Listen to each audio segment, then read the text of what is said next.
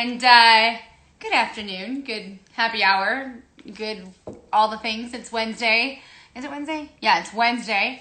And I hope everyone is doing okay here today. Welcome, everybody. How is the week going? Today we're going to be chatting with Jarod DeAnda, a buddy of mine who he's one of those guys. Hi, everyone. Hey, Jimmy, Faye, I see you in there. Ford Crazy. Hey, everybody. It's good to be with you here today. As I kind of talked at the very beginning, and Jared's joined, at each of these, I just want to we're still here. We're still in our homes. We're still comfy, cozy. There are people who are not. So a big thanks to all. Look at this. It's so nice to see all that hair. Wow. I know, right? I got a wig right now. Trying to figure out the right angle here. Hi. First and foremost, cheers to you. Thank you Cheers. for joining me today. Hey, before we got started though, I've been saying thank you to everybody who's basically not home in their garage or wherever you are and on the couch, my big comfy couch, whatever it might be. I just want to say thanks to them because as we may be getting a chance to kind of heal and reset and jazz ourselves for what's next, some are not. So you got anything to say about that? You were thanking everybody and just saying to everybody, what is that? What was the question? Sorry, I was looking at my beard and how crazy it looks right now. Priorities, my friend. Priorities. Yeah, no, your beard is pretty gnarly. Pretty solid. It's not as gray. It's not gray. It's not that great. Oh, there's a lot of, yeah, I'm like a calico cat. It's gray, it's orange, it's all of it. Salt and peppery. Yeah. Steph must love that. Yeah, I'm finally looking old. No, I'm joking. I've always looked old. No, I was just saying thank you to those who are on the front lines, who are still running errands, who are not in the comfort of their own home. That's really allowing us to kind of reconnect, but there's a lot of people who are not able to do what you and I are doing. And so, I just kind of shout out to all those people. Oh, for sure. Yeah, no, sorry I didn't catch that. But yeah, my neighbors, on one side, he's a cop and she's a nurse. So they gotta go to work, and they're on the front lines. And then one of my longest friends since the fourth grade, he manages a Ralph's there in LA County. Oh, no way! That's a unique job. I've never met a manager of a grocery store like that. Yeah, he's my age. I don't want to date you, but he's my age, and basically, it's crazy because they have to be there. They're stocking shelves, and Ralph's their parent company is Kroger, and Kroger is massive, and basically they're kind of wanting to be more welcoming and all this stuff. So totally. It's kind of crazy. They're right on the front lines, people at grocery stores. Yeah. No, I actually just today signed up for my Kroger online delivery because I've been trying to get food delivered to my parents. It's so funny. My mom and dad, I finally broke it down for my mom a couple of weeks ago that you don't need to go get binders at Staples. There's no need for those binders today, tomorrow, or in the next month. But I did sign up for my Kroger membership so I could order delivery for them in the future here. Yeah, no, you got to be smart about it. And I've been going to Trader Joe's, and I live in Gilbert, Arizona. So masks, gloves, take off the gloves. You got to throw them away. Just, I'm trying, and I'm doing a podcast myself. I should have you on as well. Just trying to kill. Take this, and you can use this in your podcast. I know, right? And but man, with social, distancing and all this stuff. But technology's our friend. It's crazy. Isn't it gnarly? I'm super not technologically advanced. But Tim, I just saw Tim pop on, and we hopefully we'll have a drink with him at some point too. But just from even the tech side of life, he's from the automotive and the engineering, but techie, I don't understand how to wrap my head around. But it's so amazing how that shift has happened, even in the last month, Jarod. Oh yeah. How gnarly this process, how it's been from point A to point B, and how quickly it's changed over. Oh, it's insane. Yeah, no, I love it. I think it's cool. This morning I was with the race service guys online, and because they do a rise and shine up at race service in Midtown LA, and they just DJ'd and had some music playing, and people kind of popped up, and I mean it's a necessity now. I mean, everybody's gosh, who keeps calling? Dude, I thought I thought all the telemarketers and all the bots were gone away. No. Now they came back. They're what the heck? It's weird. This last week you got it strong. I keep getting my 317 numbers. Here, I got 2 this morning, actually. It's funny. Yeah. Where are you at now? Where are you located? So I'm in Newport Beach. Next time Yep. there's a race service get together, let me know. Are the guys doing okay? Yeah, everybody's plugging away. Everybody's got to get creative, such as myself and yourself, and everybody's. I mean, it's funny because you see stuff of like Andy Friselli, who runs First Form. And a lot of people listen to him because he's kind of motivational and gets things going, all that stuff.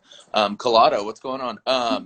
So people get motivated by him, but at the same time, it's too aggressive in my mind. But then you see like Chance the Rapper on Colbert, and he was just more like, take this as a time to slow down and understand what's really important. You know what I mean? Like, right.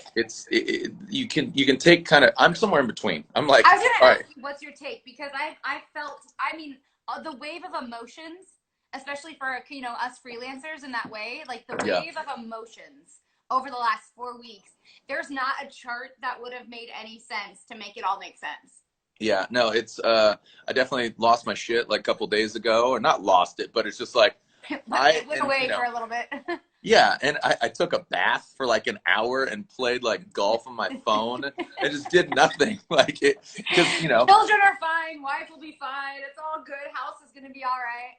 She was like, yeah, like go ahead and do that. You do you, because I'm just like, ooh, I'll lose my damn mind. So my homie Asher's on here now. The telly from home, yeah, right.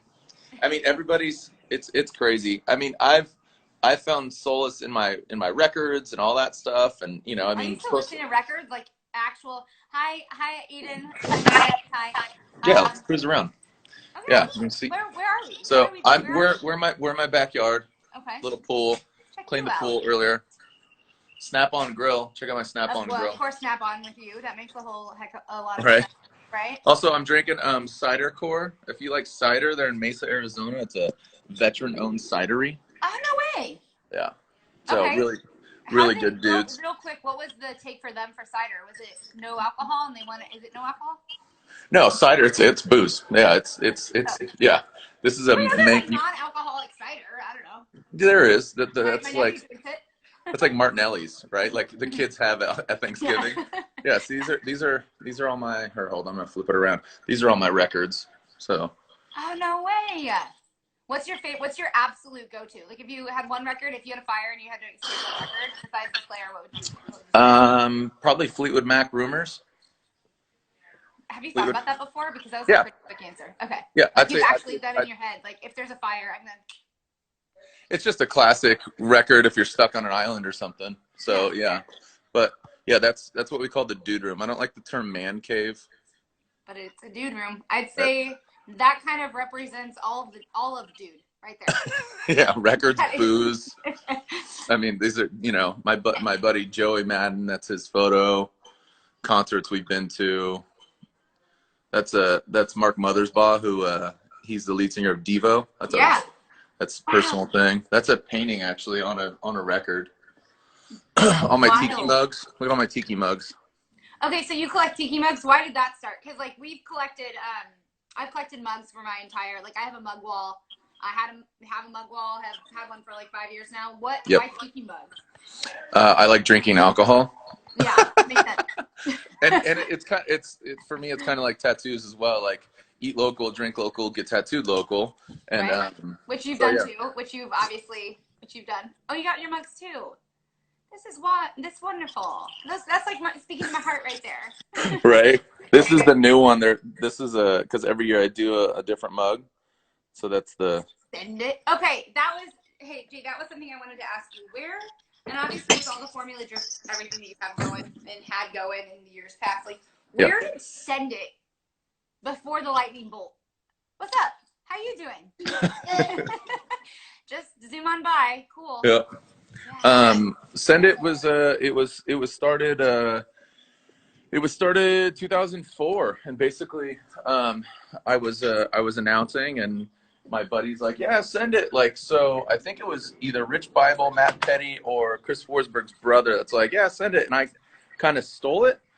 And it's been, I mean, Send It's been a saying for so long, right? Like, snowboarding, skateboarding, cars are ready. So I started saying it as a thing for Formula Drift. The cars are ready. All right, let's y'all send it, and the cars are going to go. So it was in '04. So I've been saying it since 2004. Now, do you ever like feel like it's yours? Now it's in the ether. Now it's like Larry Now and it's okay. Tyser. You know, Larry and Tyser, the guy that jumped the snowmobile or whatever. Yeah. So I don't have any ownership over it. That's like Brad, right? It's kind of Yeah. like the first person who started Brad. Totally. Yeah. I just, that's always something that I'm wondering, like that little phrase, because it's I think of you every single time. It doesn't matter what sport I'm in. Or Really? every single time I think Oh, of that's you. cool. So That's fun. like Remember, I was thinking of like some good times that we've had. Remember when we were in Barbados and we raced to the shore? Remember Barbados where we lost a good friend of ours? I don't know if you remember. Were you around that night where we lost a very good friend of ours? Yes. And Yes, I was. And we didn't find him. We found all of his belongings, everything. What's up, Jacob? Good to see you. Jacob. But how we lost our buddy, whose name won't be announced, but we lost him. We did find him. But Barbados is wild. Barbados was a blast. Yeah, you, me, and you know, your former boyfriend. We raced from the Tanner Faust raced from the boat to the shore, and it looked really close. But then we swam and came across some coral, and it's supposedly like stinging coral. But we all had a beer, which is great. Like we swam to the shore, saving and then we're like exhausted, and then crushed beers, and then swam back. We're like, what the heck was that for? And then as you're still have all those photos still too. I haven't seen any catamaran photos or anything from that trip. I should get those. Yeah, only a couple, like homeboy DC Racer X, Dave, and then yeah, he has a few. And then what was I gonna say? Yeah, so the last night, because we hung out with the Top Gear guys and Tanner and the person who shouldn't be mentioned, but I believe everybody stripped down to their underwear and jumped in the water at this particular bar. So much fun. We all did. Yeah. We all did. I actually, that was one of those memories that I look back, like jumping off of the pier at that point in time in the evening with everybody that was around us. That was one of those ones that I wasn't going to do. But I think looking back is one of those times that, like, I think I would have thought, what if so many other times in my life had I not engaged that night in Barbados. Right. No, totally. That was a blast. That was hilarious. That was a good time. What is there anything else? Okay, so this is, I don't know, random question. Is there anything in your world where you're, because I'm like not a what ifer, like from relationship fronts to like the way I interact with people. Like I'm one of those people that's like, life's too short not to continue, you know, like whatever. Even after like a breakup, I'm like, thank you so much for what you taught me. Like I'm just that person that like I really appreciate appreciations and so my what ifs too are kind of that same angle where it's like I don't like to have what ifs. Is there anything that you what if about?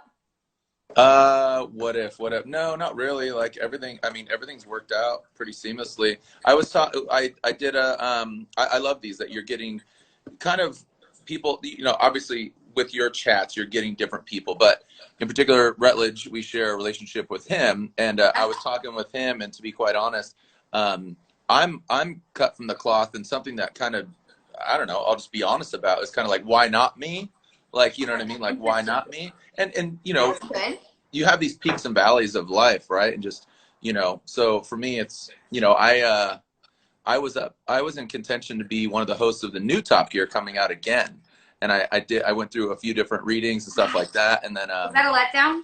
Or did you get it was a bit of a bummer, but it's also a blessing because that would have occupied a lot of my time. I don't know where they're at right now as far as shooting, what that looks like. I mean, so it's kind of those not I don't get disabled by the what ifs because it's like I'm blessed to have a good wife who deals with my shit, but also blessed with good kids. You know, I travel a ton, not right now, but I don't get disabled by what ifs. I don't get disabled by the potential of why not me, but it's also just thought provoking of like, okay, well, I look at it like ice cream. Like I'm mint chocolate chip. I don't know what's your favorite flavor ice cream? Dude, mint chocolate chip. It's what I name like anything. My bike's name is Minty Chip.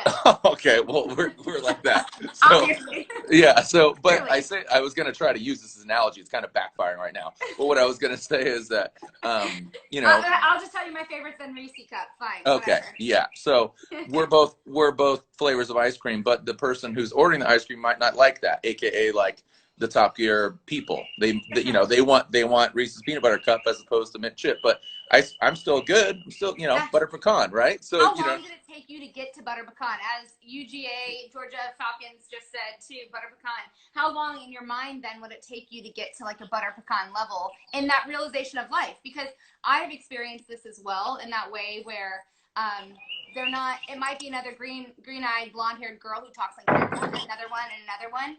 And yeah, it's less about me probably and more about the vibe that they're looking for, right? And that took me years to learn. yeah. Years in the modeling industry, years in the TV industry. And it's only been of the last couple of years where I finally settled in to say, like, look, like, I'm butter pecan. I'm fine as is. And, Yep. and there's a vibe that goes along with that. Did it take you a Yeah. while to learn that? I'm still learning it, right? Like I'm still learning it, and again, just recently got passed on that Top Gear. I was going to be alongside Rob Corddry and Dak Shepard, and they went a totally different way with Jethro, and that makes sense. Like they went smaller, wider, less tattooed guy. You know what I mean? Like they went with that route. I mean, when I did the call with Rob and Dax, they're like, "How tall are you?" I'm like, "I'm 6'4". Dax is like, "Oh, you might be a little too tall." Yeah, I need to be the tallest, and it was just funny. But coulda, shoulda, woulda. Right. Whatever, man. So, you know, and I don't envy your scenario, like females in this world and females as far as hosting, like Lorette Nickel, yourself, like homies like Courtney Day are still modeling. And, you know, and you got to be on it. Like I could show up disheveled and these guys. And now you know, obviously a brand like Roadkill is meant to be disheveled, right? So you can kind of go that route, you know what I mean? Because it's cool for guys to kind of be a little more raw, but girls still got to be polished. You know what I mean? You could have cut off jeans, but your hair better be good. You know what I mean? You know, and I think that's part of it, right? And I think one of the things, and you know, just in all transparency, is like that idea of understanding less about it being from a look, feel, vibe, and more about what the value you bring to whether it be a show or a production or the scenario. You and I both operate under live event a lot. Yep. And honestly, like you, Rut, and I, out of the people that I've connected with industry wise, probably offer similar mindsets, creativity, gusto, quirkiness. Do we have a visitor? Yeah, my wife is filming Tyson right now on his thing because my wife's still working. But yeah, so you, me, and Rut, and just. But like that angle of like, and it's less about recognizing anymore about like my look, feel, vibe, and more about like what value am I bringing to that production. And I think like once that mindset shifted for me too is it is because of women in our industry, it's an interesting balance of where do you find sex appeal and talent and everything else in between. Yeah, no, it's a fine line, and it pisses me off because I'm just, you know, that sucks. Between, you know, Lorette Nickel, you, and then somebody like Jessie Combs, I guess, you know, rest in peace. Like you know, she embodied that, and Kelly Stavist. There's so many different people out there, and you know, again, you guys are all different ice cream flavors. We're all different flavors, and it just, you know, and there, you know, I haven't worked with many shitty people, but pretty blessed in that way. It seems like. Yeah. Wait, real quick, what's on your shirt? I saw Big Country Lab. This is one of my favorite brands right now. It's Online Ceramics, and it says right here. It says, "Sure is hot this summer." Well, did you plant any trees? Nope. It'd be a lot cooler if you did. And then the back is. So good. You should have a brand room. I feel like you are so good at promoting and supporting your friends and buddies in the industry. Actually, that's something that I find to be really dynamic about you is you are everybody's buddy. Like in our world, I have never met anybody who knows you. Granted, you know, it's not like we bring up, you know, Jarod, you know Jarod, you know Jarod. Right. But that idea of you are everybody's buddy. Yeah, and that's, I mean, it's I think I made the comment ages ago that is before like social media and everything. We're just 1 degree of separation from knowing everybody. Right. You know, I mean, you could call, you know, 6 degrees of Kevin Bacon. Right now, it's down to like 1, and I think that life's just. I'm fairly liberal. So I would like to just everybody live in the same house, drive the same car, and I'm totally okay with that because the content of who you are is larger than the stuff that you own. Sure. And I think that's really coming into perspective right now about us being on lockdown and what's really important to us. And, you know, I'm still collecting shoes and buying vinyl, but that's, you know, whatever, you know, but as far as the people and the follow through of these brands and what people are trying to do, it's tough. Like, you know, I'm going to go out today to my buddy's brewery and go buy a growler of beer to support him because Right. he's kind of on furlough. He's working 2 days, you know, head brewer, and it's so it could be really, really local or it could be really global. And, you know, we have our platforms, and I'd like to do more, you know, of course, but either monetarily. You do a great job at it. Like, and that's, I mean, that's one thing that I've noticed about you, just following you on socials and like what you do with your day-to-day life and how you support people who, you know, regardless if they're supporting you immediately or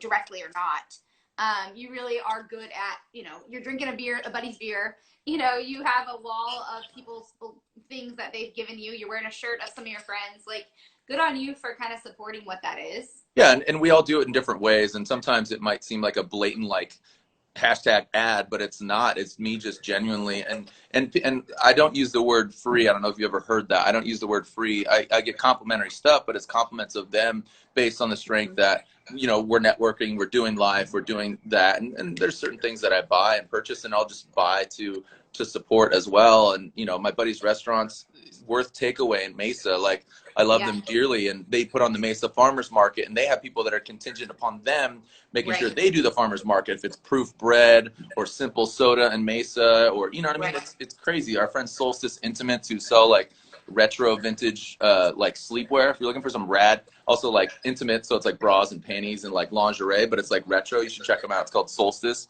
My buddy Joey's a photographer, and Natalie does the design. So I'm into like so many different things in so many different worlds, and that's why I like the convergence of people coming together and really sharing what they're passionate about. We might be car guys and gals, but we're interconnected at some other things. So that's where I'm at.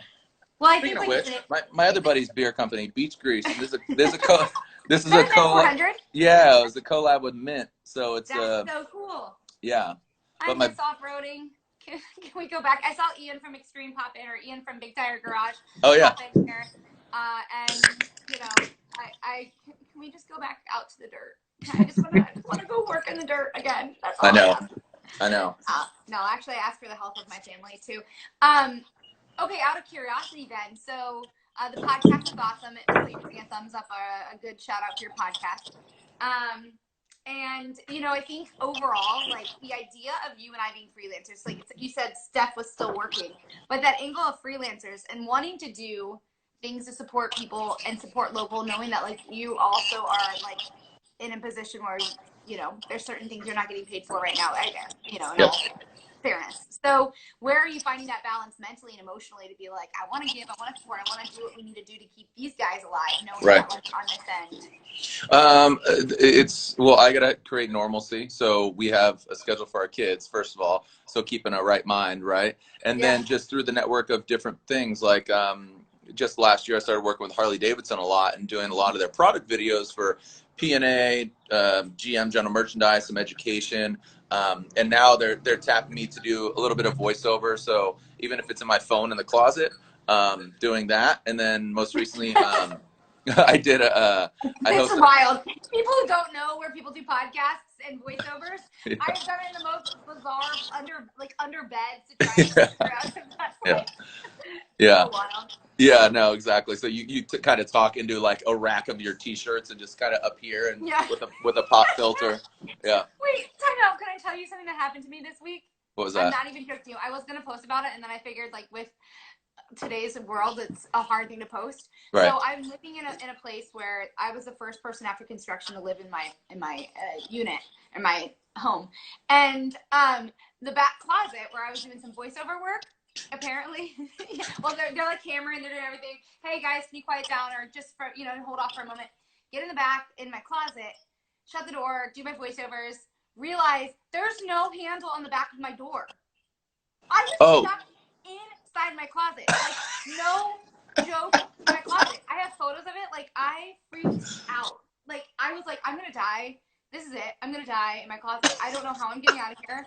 They just received my voiceovers, but, and, you know, in my mind, I had my phone. So my first logical mind is I'm going to die in my closet. The second one was I'm going to just, you know, have my best friend come over and open my door for me. You know?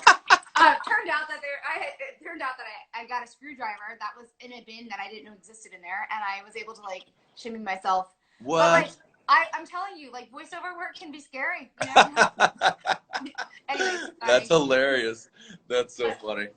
Yeah. Yeah. Yeah. So Harley tapped me to do like a podcast the other day. They edited me out of it. They kind of treated it like the Oprah masterclass one, where it's just somebody elaborating. So, but I had a chance to talk to my buddy Josh Kurpius. He's a really prolific photographer for Harley, but he's just all about riding. So it was cool, you know, Harley doing that. To be honest, like I did it pro bono, and I don't know if they're going to use me in whatever, but it's keeping your mind right, like Totally. you know, sharpening your blade or doing whatever. Everybody keeps asking for me to announce like my kids doing stuff, but I don't think I could do that. You do have your kids over the time I've known you, which has been like what 7, 10, 8 years now, maybe. Yeah. The idea, your kids, I've seen them grow on social. And who is it? Tyson, the one who's the youngest that had the funny? Tyson's a little one. Tyson just turned 6 and that was who was scooting past us. Yeah. At the beginning. Yeah. What? Yeah. That kid had the best faces growing up. You posted the best photos of him as a child. Yeah, and then Parker Jett, he turns 14 in July. So yeah, time flies. It's bananas. It's bonkers. How did you yourself, and that was, I wanted to go back to the somebody's buddy, like you've made a career, and I even in my post earlier today, like seriously, you've made a career on grit and tenacity and kindness, respect to other people. And like, I think it's a very fair statement because some would say, oh, were you a driver? And you're like, right. You know, I mean, I enjoy driving, right? And it's like, did you study journalism? I mean, you know, but like you have literally made a career on your own behaviors. That's wild. Well, no, I appreciate that. Thank you. And you know, just as I say, you know, actions speak louder than words. I just put an exclamation point on it. And I've, you know, the kind of the packaged reply to that is obviously thank you, but it's you know, it's not who you know, it's how well you know them. So I've just progressed through the years with Ryan and Jim at Formula Drift, and then that parlayed into this, into that, and just that network. You know, I've never had a manager, never had anybody really kind of shop me, and my wife is my business partner, and that's pretty much it. So just growing up street racing, and then worked at a shop, worked at a magazine, worked at Gumball 3000, and then then the Formula Drift thing came along in 2004, and just parlayed. How did that exactly come together? Were you a FD fan? No, I was the first ever announcer for Formula Drift. There's only been me since day one. But how were you involved with FD at that level? Was it just buddies at that point? Yeah, Ryan Sage and Jim Lau, they met when they were working at Hot Import Nights. And Ryan, you know, came from the industry from California, and then Jim worked in import drag racing. So they kind of applied and merged their knowledge and created Slipstream Global Marketing. Then they were doing marketing for Mazda, and then concurrently they brought D1 over to the States.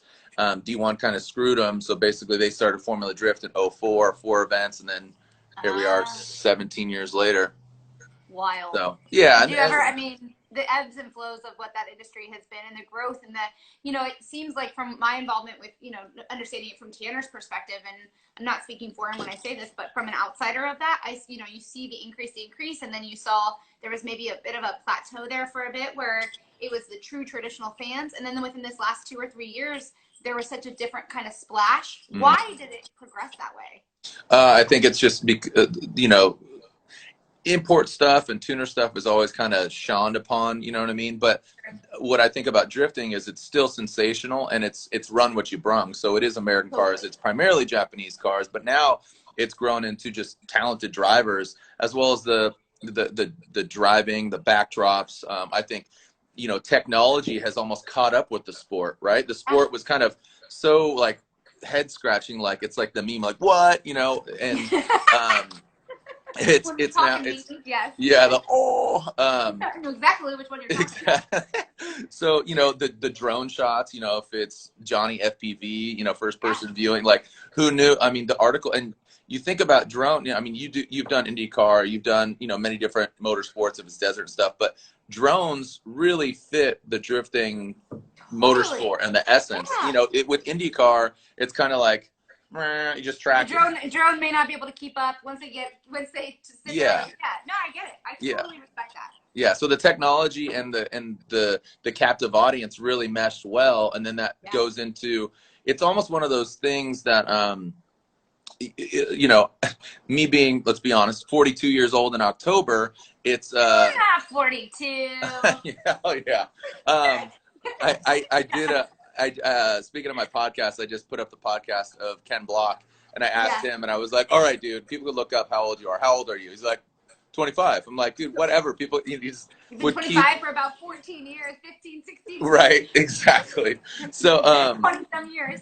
we're not supposed to understand some things, and if you don't understand it, that's okay. Like, it's kind of the thing when you turn 40 years old, nobody cares what band t-shirt you're wearing. Like, they're like, okay, cool guy, they do care about what you're wearing, so, and you're 42. No, just because they're like, what's the, and now I'm like, Right. now more of a deadhead than ever. Like, I'm gonna come out of this thing wearing full tie-dye and Camp High. Yeah, right. And like, dude, like, I'm just gonna, go full on. I'd love to just red. Like, your hair is just like, dude, I would be about that. Again, that kind of new school hippie vibe is definitely in fashion right now. But right? I still love golfing, and I still gotta be married, so I don't think she'd be keen on me just letting it go. I imagine. Don't let it go. Don't let it go. No, I think that, that idea of Formula Drift, I have seen that. Well, that was one of the things I always thought was super dynamic about rallycross. Is rallycross, and what I was involved with when it was with ESPN, right? And that idea that, like, ESPN is obviously what it's known for, and it's so great with that mainstream sport. One of the dynamics about what makes rallycross at that time so great was not only the personalities that we had. I mean, your involvement was there, my involvement was there. We had Ken Black and Travis and Tanner and Deegan and Mira and, like, this handful. I mean, Jacob, who's in here right now too. You'll remember that too. It's like that we had such a cool platform and such great people to support that. The racing itself and the coverage of it was one of those that, in my opinion, we could have completely amplified the coverage, right? Get those low camera angles, make sure, drone shots in rallycross made a lot of sense once drones came, drones developed more and more. Yeah. But that idea that, like, drift is kind of that same way. You got to see the tire smoke. You got to feel it, because you can't, it's so sensory that if you're not there, how do you bring that to life, right? Yeah. And I think you're right in saying that technology has maybe caught up with it, but that's what has made it dynamic in the last 2 to 3 years, really.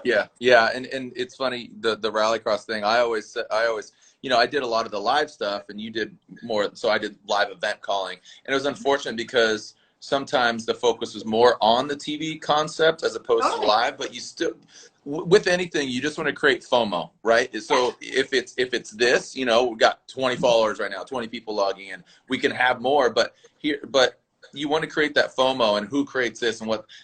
GRC sometimes worried more about the TV show and didn't worry about getting butts in seats, and that didn't create the FOMO. Like, damn, I got to see that. With drifting, with certain properties, Formula Drift or Gymkhana Grid or anything, like, you got to create that FOMO, and sometimes that gets missed. So even like King of the Hammers was you're like, damn, like I need to be there. You need to create that FOMO, and that's anything. How do you suspect, is that just like identifying all the senses in one spiel? Is it the energy? Is it the vibe? I mean, like, obviously you've done it. You've been able to do it. You've been able to manage that. That's why you're at SEMA. That's why you're doing, the things that you've been able to. Look at Jacob chiming in. It needed the grassroots fans first before the TV. So you need that groundswell of people being the advocates and not just coming in and being this IndyCar style of vibe. It needs to have that you need to invite the stage rally guys over to rallycross. You need to invite the supercross guys into rallycross. With drifting, it's just kind of this new independent mash culture. It's kind of like when Jay-Z and Linkin Park did that album together.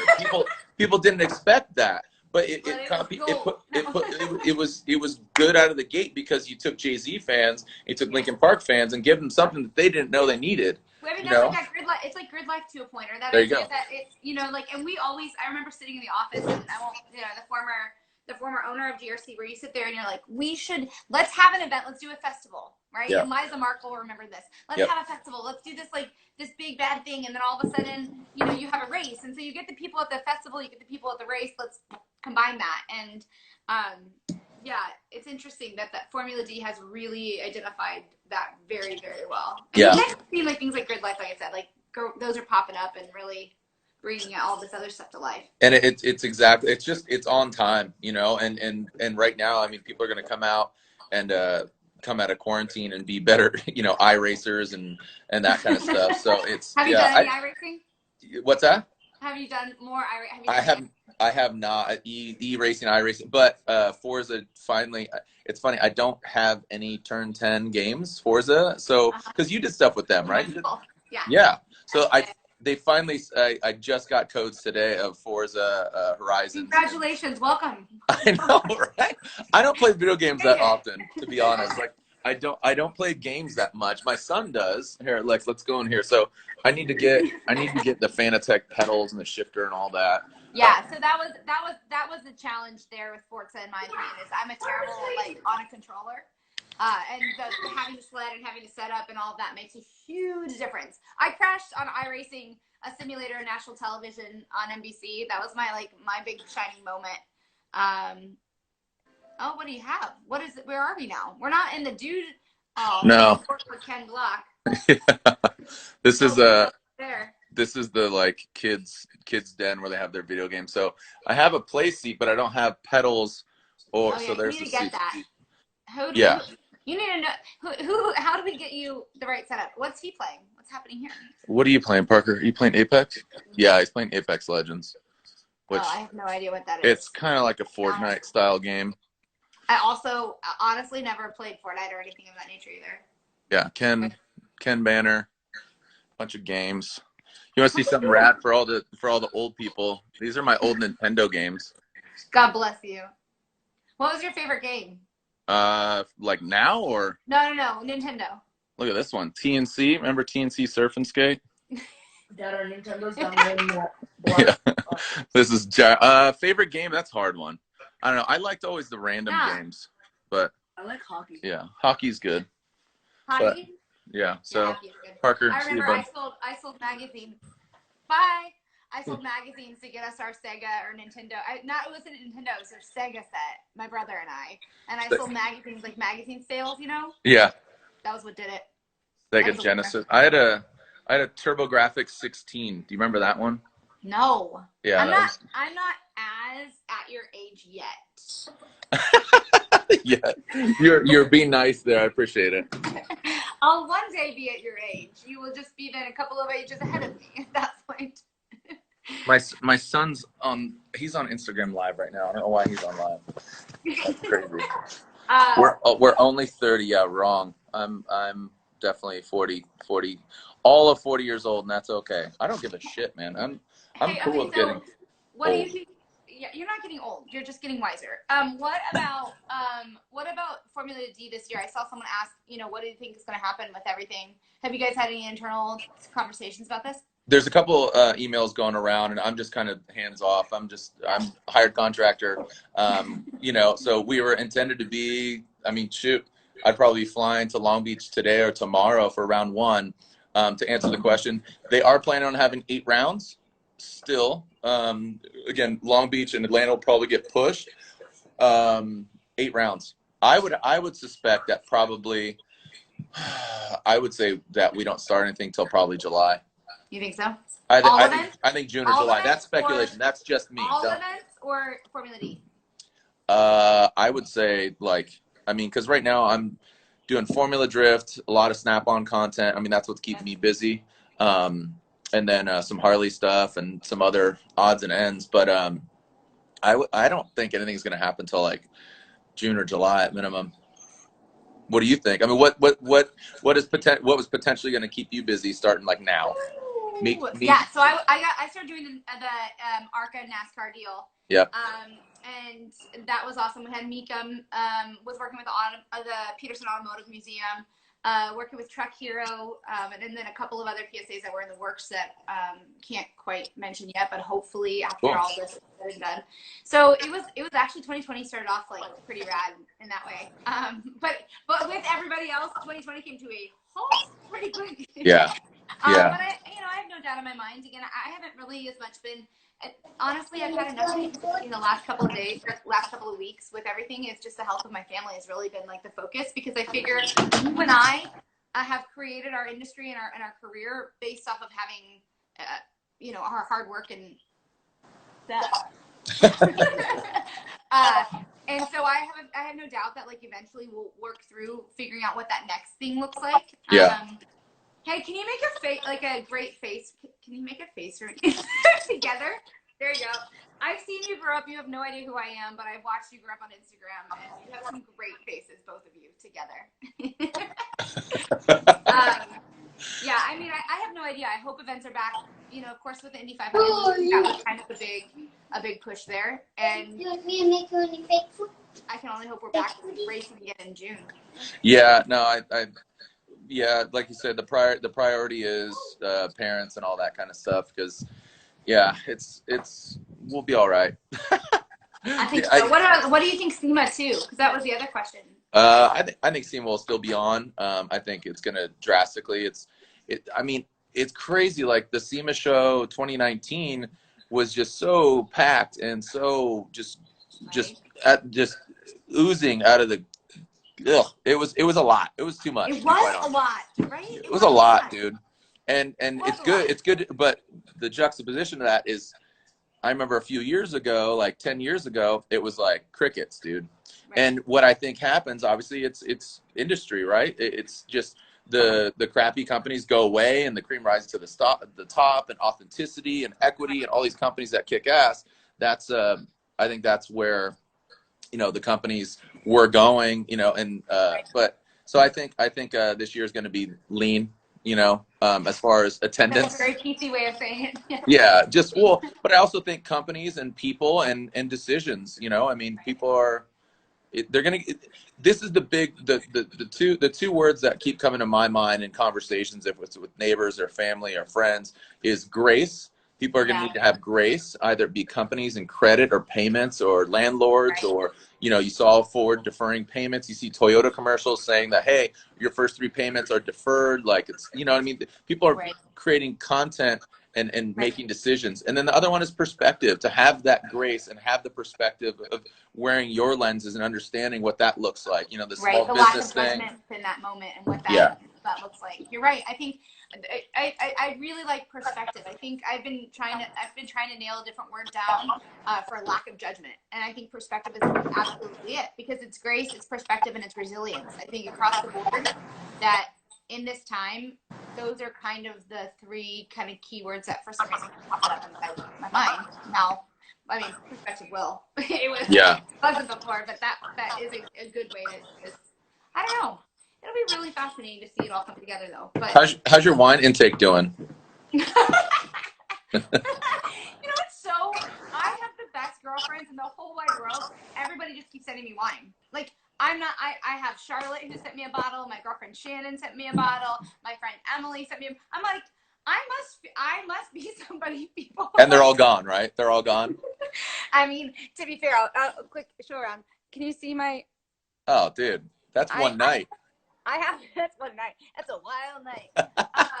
No, I mean, I did get one of those Corvinas or whatever, so I can have a glass without opening the bottle. Yep. That was a solid, decent investment, if you will.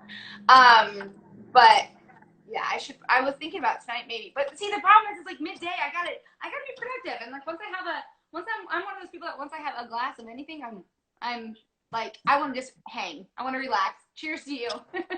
That one. I didn't know your I'm trying to remember what event it was that I met your mom and dad in Indy, and your background in like the motorsports world and stuff. I can't remember. Why on earth would we have? Well, it wasn't Indy. It wasn't the 500. It wasn't. You weren't there with. I remember seeing like some of the race service. They weren't race service then, but race service guys there. Were you there then? Yeah, I went to the 100th running. I went to the 100th running. we met you. Yes, I called your name out the window of my mom and dad's car. That's what it was. Yeah, super random. Your mom and dad. Yeah, you're like, Jarod. Like, what the fuck? Out of all people to see, and that was a hard year for me too, because that was the first time I had been back to Indy since I had worked there and since some like past previous life that I had had. And so I was kind of like heady in my head. This whole like GRC was over. I felt like it was just like one of those. It was 2015. Yeah, something like that. 2016. And I saw you, and I was just like, oh, someone who's familiar to me. That's so funny. Yeah, that was hilarious. I didn't know like your background was in Indy and all that stuff. So yeah, my first job ever was at technically my first like job was at a bakery, but my first like motorsport job was at IMS. I was in client services, and I mean, I grew up. My mom and dad were directors of the 500, so I've grown up around IndyCar and IMS since I was a child. Yeah, I had no idea. I had no idea it ran that deep.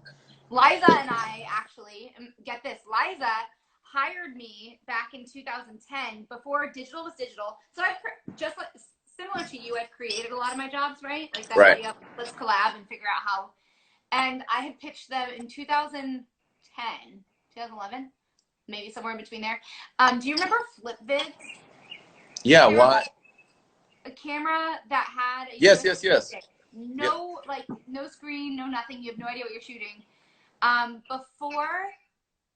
Before digital was digital, I had worked for Nike. The only reason I remember this, I had worked for Nike in 2008 as a field correspondent for their Nike Field Reporter program, and we had to get Twitter. So I was like one of the first 1,000 to get on Twitter back in 2008. Really?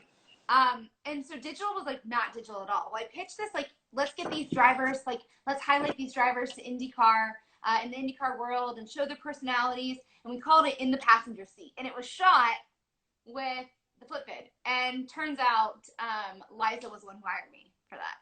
That's so hilarious. That's how Liza and I, and then we moved to California together and moved in together. And look at you. That's awesome. Anyway, well. Got Forsberg's brother, Chris Forsberg's brother, on right now. Topics, aka Eric Forsberg. What's up? I don't know if you saw how cool story. That was a cool story that I just told, but there was a reason I was telling it. No, he's not. He's not mod. He's just. Cool story, bro. Cool story, bro. I know I told that story. No, he's but I do appreciate your time. I know that it's a wild moment in our world, but I'm glad you're doing okay. I'm also glad that you're working through the emotional roller coaster that this is. Oh, who knows? When I get off this call, I'm gonna cry like a baby. You know what? It's okay if you do. Right. I know. Well, everybody kind of knows me as a softie, so I'm pretty consistent with that. So, I mean, it's you can't be hard all the time, man. No matter who you are, even if you're, Mike Tyson or whatever, you still got to have a heart, So you have kids and all that shit. And you have trauma. Yeah, that was my question. There's been a recent thing in my life, and it's for another beer for another time. But there's been a recent conversation about like empathy and sympathy, and like the idea of having that and understanding the humanistic approach to even what's going on in our world right now. And yeah, there's ways to take advantage of this time, of course, like from creating content to financially, and like from investing right now. And but the idea that like the empathy part of where we're at in our world right now is so important. And a completely different level than it maybe has been in years past. And this person I was talking with was disagreeing with me on that. Yeah. I don't know. Yeah. No, I kind of always go that way. I almost get too much empathy and almost too emotionally wrapped up into like how other people are doing. Like it almost disables me or like I liked Rutledge and I had the talk about and we've had talks, and even with like a therapist myself, going to somebody and talking about it. It's good to talk about it. But I'm a firm believer in it. I love the concept of like what is it? Something about like it's not what is it? Something in regards to it's not your issue if they don't like you or something like that. But at the same time, like it's not your problem, or doesn't matter what they think, really. It's not. Right. Yeah, you know what I'm trying to say. You can't fool them twice. But it doesn't matter. And you know what? Honestly, because like 33% of the people in the room are gonna like you, 33% are not, and 3% of the people don't care. Right. So they're going to go neutral. And that's also going back to the idea of like understanding, for me, like understanding the value I can bring to our industry, whatever that is, being authentic and genuine and sincere to me, not trying to be a man, not trying to be a wrencher, not trying to be something that I'm not, but what is it that I can bring value to? That was a game changer for me and my mental space in our world. And also that idea that like, you're just not going to please everybody. And that's one of those, I think another takeaway that a lot of people in our industry, it's so hard to learn that. My favorite 1-year-old, Luna, is her mama, my best friend's on. Hi, Luna. But I think like that is a really important thing to keep in mind, and it's hard. And it's really hard at a time like this too. Yeah. No, it's again, what's your worth? What are you doing? You know, and so it's okay to have the empathy, sympathy, and make sure everybody's okay and those that are around you. And again, this will make or break some people, you know. But you know, we'll be okay. Yeah, Us. So. We will be. Yeah. You know what? Because there have been multiple other times that we haven't been okay. Yeah. In our industry, and that's why we know that it's all going to be okay, because there have been times where you've had to create, and there's been times you've had to be creative, and you've had to be intuitive, and these things that like you have created, like I said, your career based on your behaviors and your actions, and so you'll be okay. Who would I'm gonna flip it on you, dude. Just being a host and on camera and stuff. 2 questions. What is it? Who would you like to have on IG Live, like right now, person of interest? Oh, that's so tough.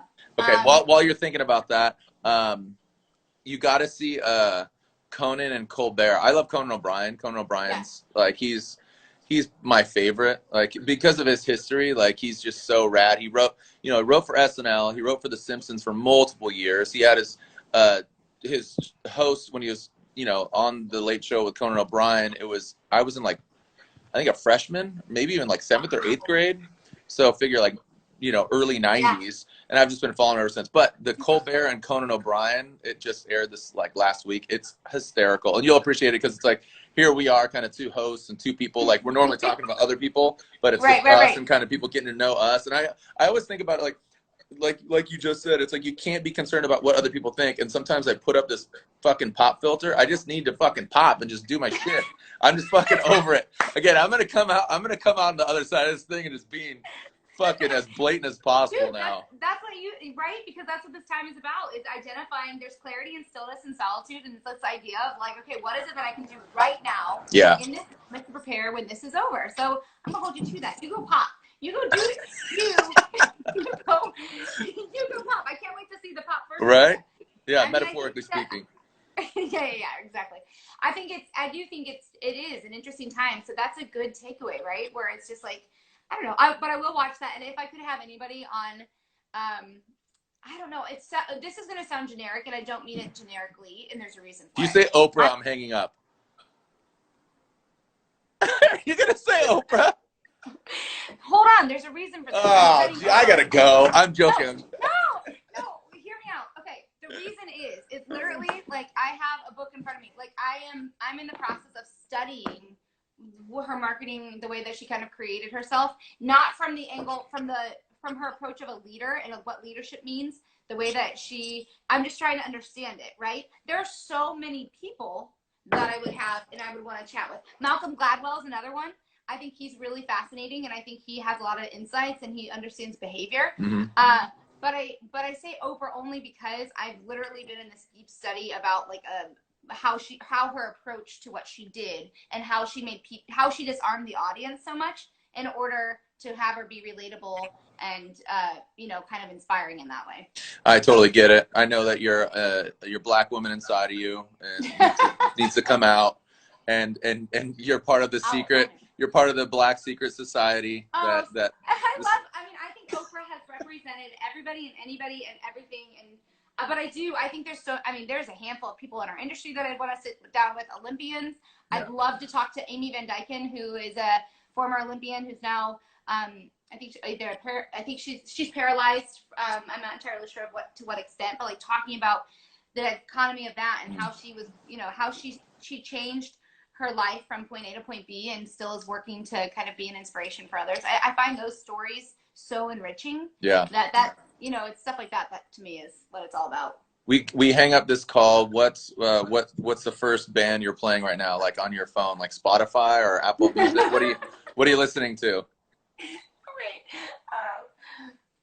So Is this like embarrassing? No, it's because I like what am I listening to? Okay, this is true too. Okay. The most recent download I downloaded was The Greatest Showman remix. Okay. I've never seen that movie. I've heard it's really good. You have to do anything for me this week and watch you and Steph sit down with a beer or wine or whatever and watch. Maybe you'll appreciate it. Yeah, maybe we'll watch it. Kier, New Zealand. What's yours? Oh, sorry. Answer your question. We've been listening to this band called Surfaces. Okay. Really? Are you on Spotify or what are you on?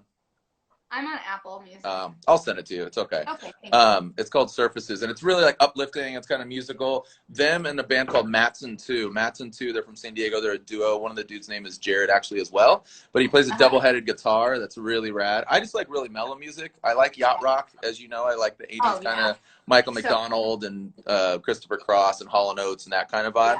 Yeah. But I love music though. Like I'm so musically. If I could have been anything in my life, I would have been a country singer. But I can't sing country. I'm not country. Yeah. And I can't sing, so like didn't work. But I love. I mean, music to me is it's something. It's so soulful. We always have music on right now. So like, but somebody's like favorite songs. I mean, I love Post Malone. I've been listening to Grateful Dead and Dead & Co. So John Mayer at the helm with Bob Weir. They were doing Saturday night concerts on Nugs, which is an app or a website that has Dead shows and a bunch of other stuff. So music is just a real integral kind of safe place for me. I've been buying more records. Like I just bought some today. One or two of them are for my wife for her birthday. She doesn't know that. And then another, until she watches this. Yeah, I don't know if she just heard me. And then two are for my my oldest son. He likes the show Stranger Things. So. Oh right. Yeah. Yeah. So. Yeah. Okay. Last thing I have for you before this thing goes off. Hi, Steph. I'm giving you a virtual hug. Good to see you. She can hear you talk, Steph. No, I'm so used to like, I didn't want to interrupt. It's always in passing too. We never get an actual true catch up ourselves. Totally. Good to see your face. Good to see you too. Okay, what is, I asked Rutledge about this. He said he wants to host a Tonight Show. This thing will kick us off in just a couple minutes. But what is your ultimate goal career-wise? My ultimate goal for my life? That is life a big... professional or whatever. That's a great magnanimous question. I want to be remembered, and what was it? I heard a quote the other day. It's not where they're talking about you; it's when they stop talking about you. That's the problem. I think that's a song lyric, actually. Yeah. Okay. Well, see, music, how applicable that is. There's a lot of truth in that.